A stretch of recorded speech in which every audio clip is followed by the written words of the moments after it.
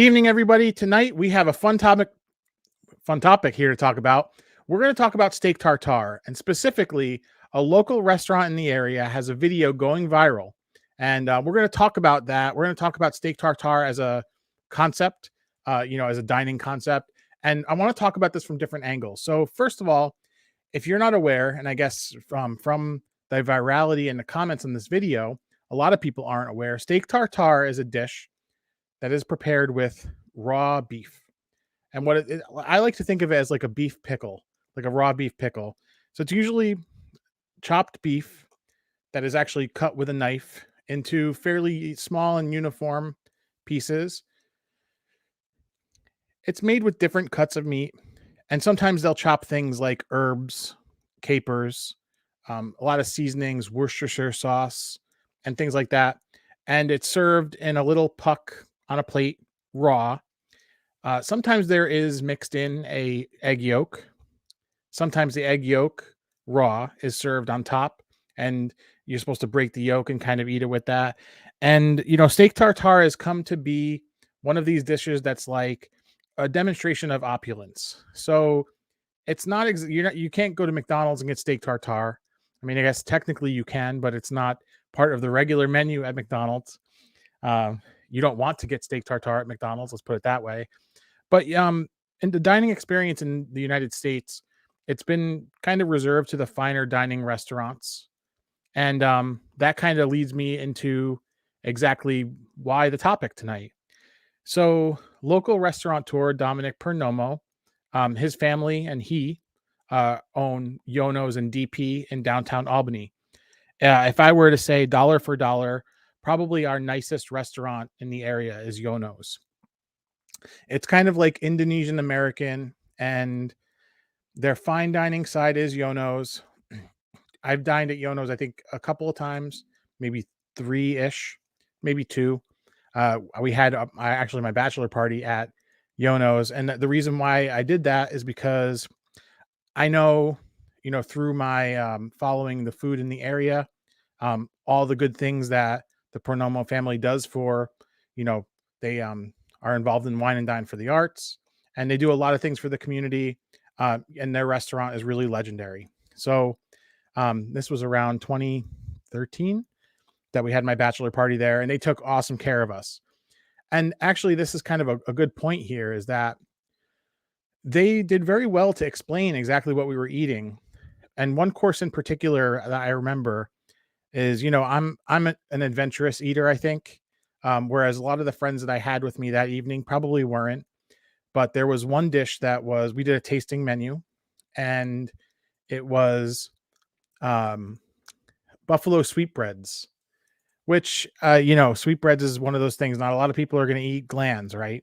But buffalo style, it's one of those things that a lot of people tried it, and I think they liked it. Maybe it wasn't exactly what they're going to eat. And I think, honestly, that's where I land on steak tartare. I will have it at a nice restaurant if I trust the place, but it's not like something where it's like, oh my God, I got to get down to the restaurant. I got to have steak tartare. It's one of those dishes more that, like, you order it as an appetizer, and it, it is kind of one of those things. It's nice if it's served with something that's crispy. So that's Yono's. Yono's has a sister restaurant, or I don't know what the politically correct term is, but in the same area of the building, there is DP, which is actually like the more casual restaurant. And I like DP because it's a focus on flavors and execution. And at the end of the day, they have a really extensive menu. I think, like, the one thing I used to kind of poke a little fun at, but also really, really need to get there and try it sometime, is they had a General Tso's chicken dish on the menu, and things like burgers and stuff like that. Amazing bar. When I had jury duty, I risked not getting back in time for my appointment at jury duty, so that I can dine at DP's during lunch, which it's a fun place. So Dominic Pernomo went viral on TikTok for a customer asked for their steak tartare to be cooked. So what I want to do is I want to play that video for you. And I have the video actually linked in the description here. So full attribution to that. And also I'm gonna link, I didn't do it yet because I was trying to rush to get this up, but the Times Union article on table hopping, where Steve Barnes actually explains exactly what happened. I'll put a link to that as well, and I'm going to read a couple of excerpts from that. So here is the viral video. It's very short, and I um I want you to watch it, and we'll come back and we'll talk about it. So let's see here. Damn, how do you know it's David Bruce?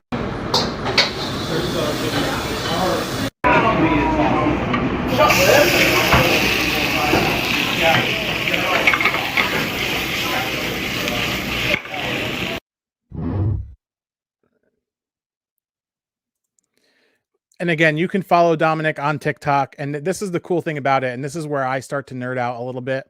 So this is the table hopping article. And I'm going to skip all the way to the end here because it's the thing that kind of hit me the most out of this whole thing. By midday Thursday, that video had 5.7 million views, almost 560,000 likes, and 7,000 comments. Now I have it pulled up here, and it's up over 625,000 likes. So that's pretty remarkable. Albany, New York is not exactly the dining capital of New York. It is the capital of New York, but not the dining capital. Yono's is the nicest place, but for them to make news about something like this is remarkable. And the funny thing about the video is, and I'll Damn, how do you know it's David Bruce? that he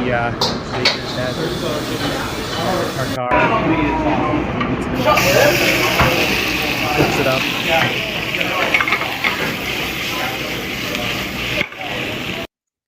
So what do you call this dish now? It's no longer tartare. Tartare basically refers to the fact that it's raw, right?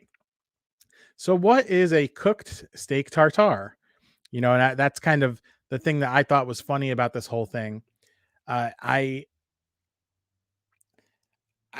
to me, if I were to say, you know, it's probably like a taco meat or something now because you got this like, you know, fine dice of meat. You know, you have your fattiness of the yolk that kind of gets cooked into there with the egg and everything. And now you have, it's no longer tartare, it's cooked, and it is what it is. So flipping to the table hopping article, and you know, I want to say again, you know, full credit goes to Steve Barnes table hopping. And the title of the article is "Customer Doesn't Want Steak Tartare to Be Raw. Video Goes Viral." And this is actually the tartare at DP's. I might have said Yono's in the description. So it's pretty crazy that it's drawn that much views. And I want to talk a little bit about uh, how videos like that end up going viral, because that's where I start to nerd out a little bit. Let's see, where is my mouse here? Trying to see if there's any live chat activity. Not yet, but if you're here and you want to leave a comment in the live chat, let's talk about, you know, whether you would eat steak tartare, if you've ever had it, where have you had a good one. So what I thought was funny about this article, again, full credit to Steve, the description for at the steak tartare at DP: beef tenderloin, shallots, capers, olive oil, sambal, mustard, Feather Ridge Farm hen yolk. So it's funny. Dominic's comment says, "It would never dawn on me to say on the menu that steak tartare is raw. That's the definition. And personally, if my server told me, oh, by the way, do you know that tartare is raw? I would feel like they were talking down to me." I think that's a good point. I want to analyze this from multiple perspectives. The first being definitions of food. Recently, I went off on a little rant about a dish that is called lasagna soup. And I was talking to Cassie about this last night, actually. So for me, lasagna is a certain construct of food. I don't really understand where the soup aspect comes into it. If you're talking about a tomato soup that has, frilly noodles and maybe some ricotta cheese mixed in, or maybe it's raviolis in tomato soup, because that could constitute, as far as the flavor profile, a lasagna, then that's fine. And I'm not knocking the dish. I'm sure whatever lasagna soup is constructed of is very good. And you take a bite and it's probably very warm and comforting. But lasagna and soup are two diametrically opposed things. You can't be lasagna and soup at the same time. And I was going off on that. And then there was another thing that I saw a friend of mine post, that they made deviled egg dip. And I thought about it, and I before I watched her video, uh, it I'm like, isn't that just egg salad? And the funny thing about it is, like, it is just egg salad, and you just whip it up a little bit more to make like a dip with it. So those are the types of things. If you order a Neapolitan pizza, you don't expect it to be thick. So, and again, steak tartare, you order that, you don't expect it to be cooked. Dining in America is weird, and when people go out to eat, and I'm sure the Pernomos know this. They've been in business for a very long time. Many people don't know what to expect out of a meal, and they don't actually trust in the chef. And you can tell that from the fact that people like to customize things a lot. You know, I like to, if I can, find something on the menu that looks like a lot of creativity went into it, especially, fine dining, right? And you know, order it and put your trust in the chef. And that's when you have the best experiences, because the chef is expressing their creativity, and they're highlighting the ingredients through the preparation. Whereas a lot of people would say, okay, I see this salad. It's a Cobb salad, and it has Kalamata olives and cucumbers and, everything that doesn't belong on a Cobb salad. But leave the egg off, and, and this is from an episode of Curb Your Enthusiasm, but give me a different dressing and this and that. And that's kind of the customer experience. A lot of people don't really know what to expect when they go into a restaurant. So in this area, I mean, any area really, I can fathom that somebody wouldn't know that steak tartare is a raw dish. So I don't knock them on that, but if you scroll back through the article, let's put it back up here. And the article, it actually says there's some other local restaurateurs that chime in. And Steve highlights some of the comments from TikTok, which I would say go to the TikTok video. I want you guys to engage with that video on TikTok. I'm not trying to steal their thunder. My channel is very small, and that's not the point here. I just want to talk about the topic. So make sure you go follow Dominic on TikTok. But what I wanted to talk about, Jamie Ortiz, we went to Toro Cantina a few months ago, and he owns that place. And, people sent back tuna tartare, and tuna tartare is the same exact concept, which is a interesting thing. Others rejected French onion soup for having too many onions. So it really comes down to customer expectations, and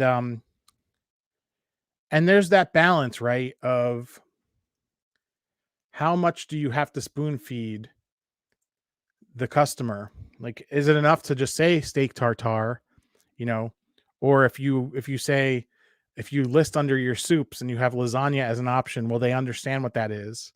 I really hope I never see lasagna soup on a menu, but I guess we'll find out if that's going to happen. And that's kind of the what it comes down to. So I don't see anybody at fault here. I do think it's funny. I do think Dominic's video is very funny, because you can see, he's frustrated, but, in the sake of customer service, doing what the customer asked. And you can actually watch him cooking it, and what it turns into looks nowhere near as appetizing as what it is when it actually was plated. But that's just the way things go. I mean, I'm sure that even cooked, it probably tasted really good. That's the thing about the ingredients that go into tartare. It's just it's not like a Philly cheesesteak is designed to be cooked. It's sliced a certain way. It's a certain cut of meat. Whereas this is tenderloin. No matter how fast you cook it, it's still gonna have that like steamy kind of. You're not gonna get enough caramelization on the outside of the steak to actually make it move the needle. So that was what I wanted to say about that. Let me scroll through this article and see if there was anything else that I wanted to talk about.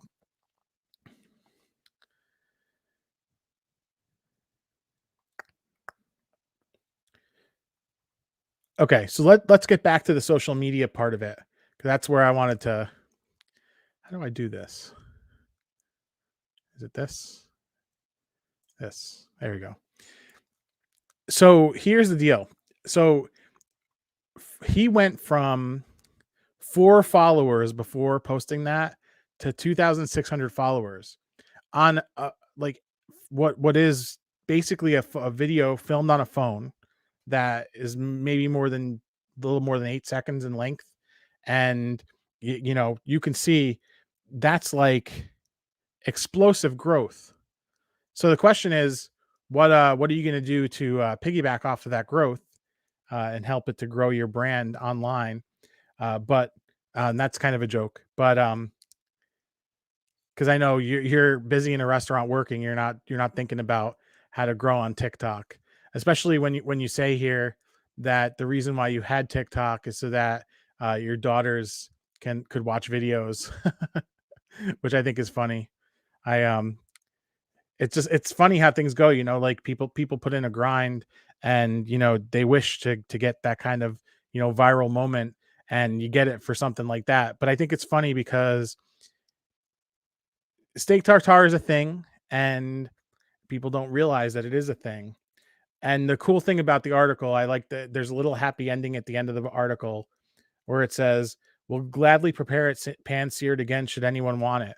So what I want to challenge people to do is to go to DP and order, the off menu cooked steak tartare. I want to see if that turns into a viral sensation, and that would be a lot of fun. So the question is, if that got posted on any other social media platform other than TikTok, would that have had the response? Because I can tell you, I've been posting a lot of YouTube shorts and reels and TikTok videos, and it's really interesting to me that the engagement across those 3 platforms, how different it is. You would think that there's some kind of formula for a video that engages across a platform, but like I can tell you, Instagram Reels is, you post a video and within 20 minutes it'll get something like 2,000 or 3,000 views, and then it'll die off, or at least that's how my Instagram it works. And then TikTok, I'll post it, it'll kind of sit for a few hours, then I think it tests it in different For You pages and that type of stuff. My videos range from getting 5 impressions to anywhere from like 500 impressions on like a regular video. I've had others that have gone 5,000, but none with this type of engagement. That's very remarkable.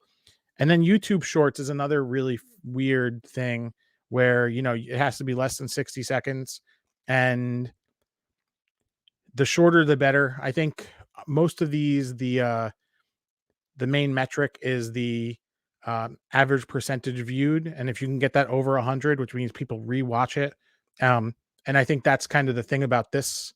Damn, how do you know it's David Bruce?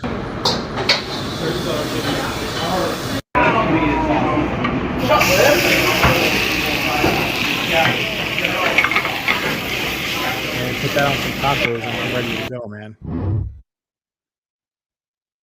And it loops right back into it. So, but YouTube Shorts is weird because it sometimes takes a day for it to get into that Shorts algorithm, and then when it gets in there, there's some explosive impressions and views. And no matter what, I don't seem to understand kind of the correlation between what the video format is, the pacing of the video, and how long people watch the video. Like I have YouTube Shorts that have less than 10% average view duration that have gotten thousands of views, and I've had other YouTube Shorts that like one that I posted just this weekend, it has like average view percentage of 130%, and it hasn't gone out to more than 20 people. So it's weird how that works, but it's just funny that this turned into a viral video for a local restaurant. And part of what I want to do is come on and celebrate that kind of thing, because we don't get a lot of media coverage that comes to the area for the things that we have here. And like I said, it's funny and ironic that a place like Yono's or DP's gets recognized for something as let's say cheeky as cooking a steak tartare for an unruly customer.